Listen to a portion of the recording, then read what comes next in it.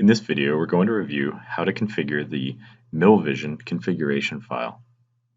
To begin, open MillVision and go to the Setup. Select CFG Setup. A new window will appear. In this window, we're going to configure our setup file. At this time, it's best to open the file that you're going to be utilizing to process through MillVision. With the bill of material file open, let's begin to set up the configuration file in MillVision. Firstly, we're going to evaluate each column and define for MillVision what each column contains as far as data. As we can see here, the first column I have is job name. We're simply going to come over here to the config setup screen and we're going to select job name, as this is the first column. Because the next column is empty and will contain no data, we can simply set this as a comment or a null field. I'm going to set it as a null field. Next is item number.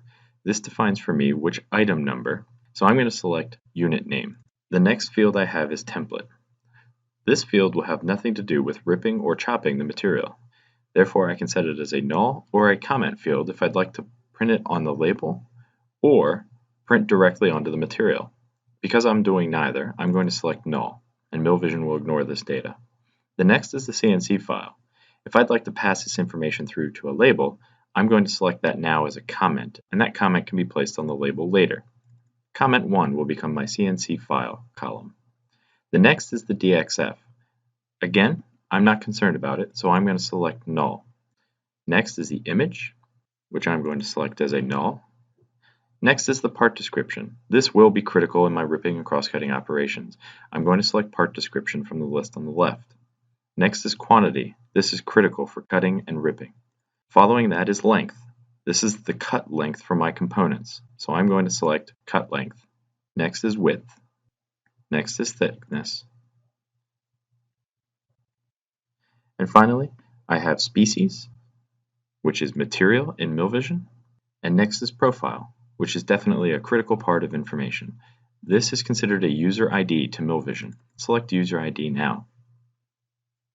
The remaining columns I'm not concerned with inside of this file. Therefore, I'm going to select them all as null. As we can see here on the right, I have the remaining 6 null columns defined. Now, let's say for instance that I had an issue and I've selected unit name in the wrong column number. So for instance, let's cut this column and insert it here. Now in this case, the unit name becomes column 2, but in the configuration, I have it listed as column 3. I can simply use the up and down arrows on the right to move it to the correct location. Now that I have a configuration file set, let's create a name. I'm going to call this InVision BOM because InVision is creating the BOM file. Next is my separator. In this specific file, my separator is a bar. Once I've provided the separator for MillVision, the next thing I need to check is the extension.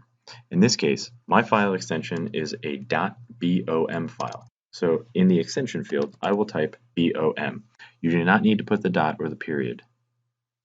Now, let's say that I'd like to print something on the components as they're cut. And I simply select the radial button here on the left.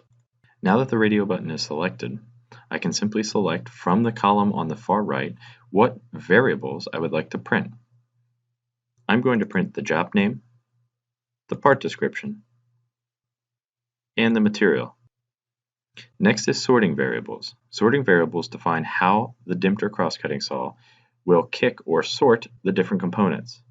In this case, I'd like to sort by job name so that each kicker is kicking only one job, depending on the number of kickers. So I select job name. Now, if I process multiple jobs through MillVision, MillVision will automatically assign them with different kicker numbers depending on the name of the job. In this case, I only have one job, NG64, but if I were to process NG64, NG65, and NG66 together, depending on the number of kickers, in this example, let's say I have 5, I would have NG64 assigned to kicker 1, NG65 would be assigned to kicker 2, and NG66 would be assigned to kicker 3. The last two kickers would have zero duty. Once you are satisfied with your configuration file setup, go ahead and click Save. The configuration will automatically clear from the screen like you've seen here.